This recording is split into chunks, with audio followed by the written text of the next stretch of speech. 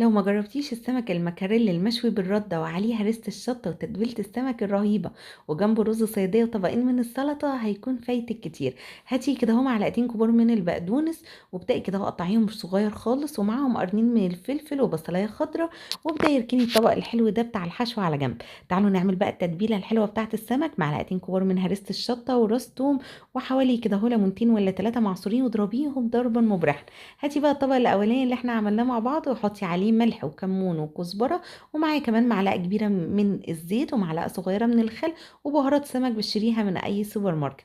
وضيفي عليهم معلقتين حلوين كده اهو كبار من الخلطه اللي احنا ضربناها وفرمناها في المفرمه. ادي المكاريل الحلو بتاعي ده، طبعا لازم بعد ما تغسليه وتنضفي بطنه كويس جدا تنشفيه من جوه كويس جدا. ابداي بقى اديله الحشوه التمام اللي احنا عملناها مع بعض: البصل والفلفل والبقدونس ومعاهم شويه من بهارات السمك وهرسة الشطه اللي احنا حطيناها مع الثوم والليمون. وذوقي بمشيئه الله احلى حشوه للمكاريل.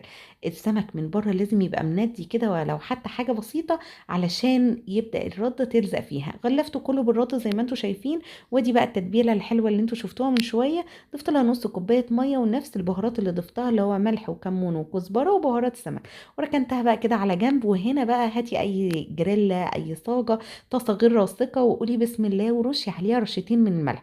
استني لما تسخن كويس جدا وادي السمك بتاعك الصدمه تمام. مش كل شويه تقلبيه، اصبري كده اهو 3 4 دقايق وكل شويه حركي الصاجه كده يمينا ويسارا لحد كده اهو. عشان ممكن تكون في عين كده اهو النار بتاعها مرتفع بزياده جنب عن جنب علشان كل السمك ياخد اللون الرهيب ده. هنا بقى في الحله التانية اللي انتوا شايفينها سخنت الزيت كويس، وبعد كده حمرت البصل لحد ما خد اللون الجميل اللي انتوا شفتوه. وطفيتوا البصل الحلو ده بمعلقتين كبار من عصير الطماطم او من الطماطم المبشوره.